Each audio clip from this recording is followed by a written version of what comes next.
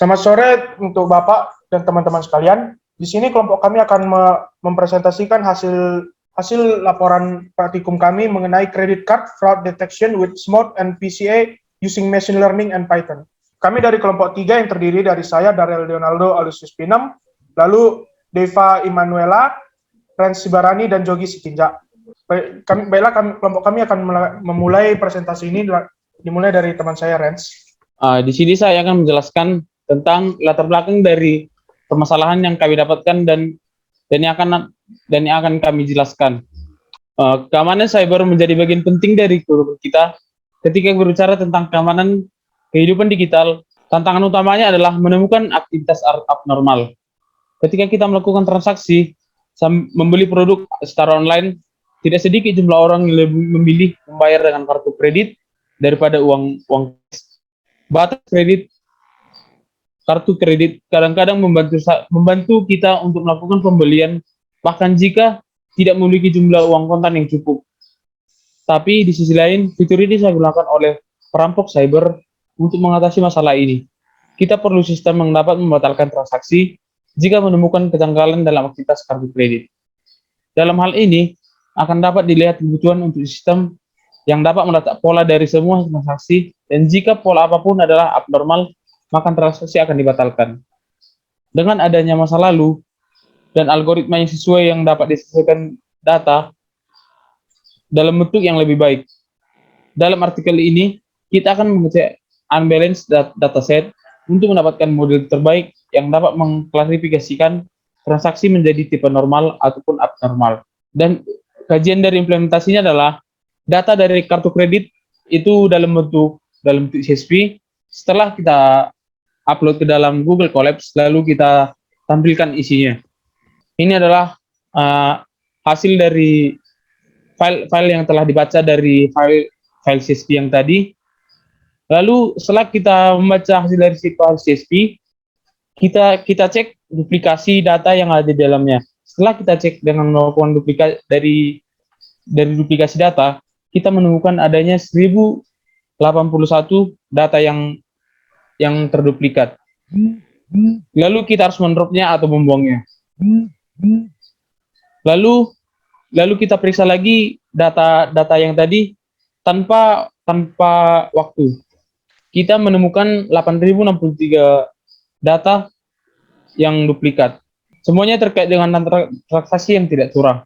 Baru dalam kolom jumlah dari grafik yang telah kita lihat, terlihat bahwa distribusinya sangat miring. Lalu setelah kita cari kemiringannya, nilai kemiringannya lebih dari 0,5 yang dapat dianggap sebagai nilai ambang batas kemiringan. Baru dari grafik box Cox, transform on amount, dan juga log transform on amount, kita melihat dua grafik tersebut memang sangat mirip. Kita dapat memilih salah satu dari yang lain tanpa perbedaan penting. Sebagai contohnya, kita akan memilih transformasi box to Cox. Dalam analisis kolom fraud, masalah utama kita adalah keseimbangan kelas target. Di mana setelah kita bandingkan, kita mendapatkan hasilnya yaitu yes sebanyak 0,17% dan no sebesar 99,83%. Dari data yang dihasilkan di atas, kita lihat output mengenai penipuannya. Selanjutnya akan dijelaskan oleh teman saya, Deva. Untuk selanjutnya, saya akan menjelaskan mengenai pengurangan dimensi oleh PCA atau Principal Component Analysis. Sebelumnya, PCA ini merupakan teknik yang berasal dari bidang aljabar linear yang bisa kita gunakan sebagai teknik persiapan data untuk membuat proyeksi. Nah, pertama-tama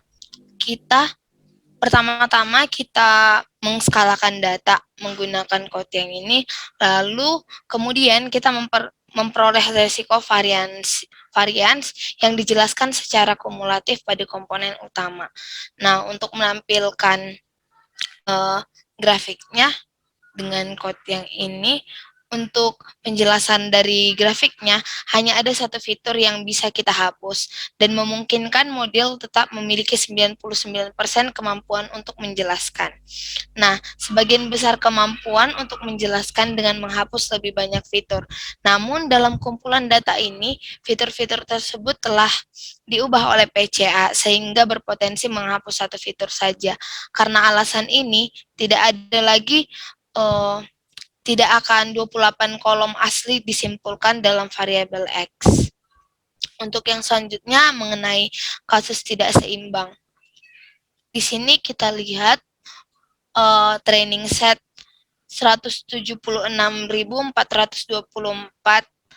lalu validation setnya 44.106 dan tesnya 55.133. Yang selanjutnya untuk neutral set satunya, kita akan mendefinisikan hypermodel neutral network sebagai berikut. Lalu, dari data ini kita lihat bahwa kita hanya memiliki akurasinya 0,99%. Kemudian, akan kita lihat sebagai berikut. Kita bisa melihat situasi yang berbeda dalam hal skor antara kelas Y dan tidak. Untuk skor F1 adalah 100% dan untuk kelas tidak. Skor F1 adalah 100% untuk kelas tidak dan jauh lebih rendah untuk kelas Y. Secara keseluruhan, neutral network tidak bekerja terlalu buruk, bahkan jika dataset tidak seimbang. Untuk selanjutnya akan dijelaskan oleh teman saya mengenai undersampling. Selanjutnya saya akan menjelaskan mengenai class balance by undersampling atau keseimbangan kelas dengan undersampling. Undersampling ini bertujuan untuk menghapus sejumlah baris yang mayoritas. Nah, baris mayoritas ini dilihat dari yang 0 agar sesuai dengan jumlah baris yang minoritas, itu yang ditandai dengan 1.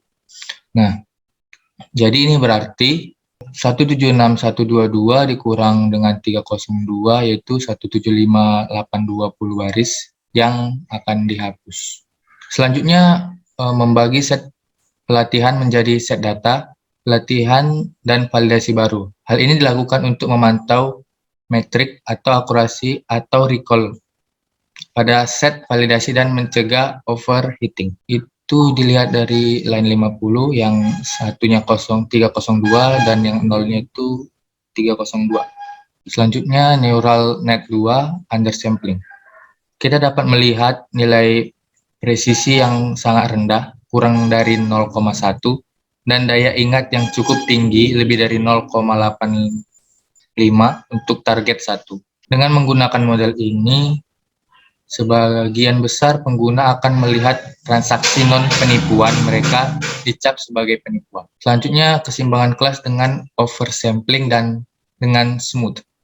Sekarang oversampling akan dilakukan pada data pelatihan. Artinya kita akan menambahkan 176122 kurang 302 yang tadi, yang sama dengan 175820 baris, dengan kelas sama dengan 1, yang memang jumlah duplikasi yang akan ditambahkan. Dan di bawahnya yang smooth sama dengan smooth random test sama dengan send, itu kita terlihat poin 1 dan poin 0 memiliki nilai yang sama, yang artinya data pelatihan sekarang seimbang. Selanjutnya akan dilanjutkan oleh teman saya. Pada neural net 3 oversampling terdapat 100 dataset yang dicoba. Dalam percobaan itu mempunyai setiap percobaan itu mempunyai nilai akurasi 0,997. Yang dengan waktu pengujian dari seluruh sampel tes itu adalah 13 menit. Jadi masuk ke perbandingan hasilnya. Jadi dapat dilihat jaringan data yang diperbarui dengan nilai tinggi dari ingatan dan nilai yang baik dari presisi. Secara khusus skor yang penting untuk dilihat adalah karena kita ingin melihat sesedikit mungkin data yang palsu dengan mencentang transaksi penipuan negatif. Transaksi tetap akan diterima dan diproses dengan asumsi bahwa data yang palsu tadi dapat melewati penscanan tadi. Jika skor F1 yang diperoleh dengan menggunakan dataset asli tidak seimbang atau sedikit lebih tinggi daripada yang diperoleh dengan menggunakan oversampling mode, maka penarikan kembali cukup tinggi dalam beberapa kasus terakhir ini dengan nilai presisi yang lumayan bagus. Untuk alasan ini, penggunaan jaringan ini yang dilatih menggunakan data yang di oversampling dengan smooth. Begitu berakhir presentasi dari kelompok kami. Jika ada salah kata, kami mohon maaf.